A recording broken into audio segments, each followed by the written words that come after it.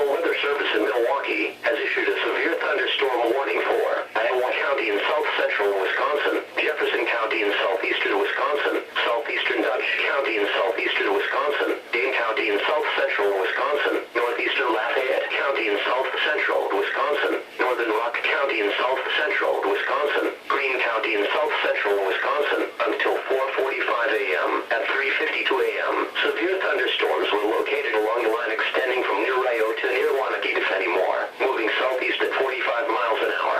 Hazard, 70 miles an hour wind gusts. Source, radar indicated. Impact, expect considerable tree damage. Damage is likely to mobile homes, roofs and buildings.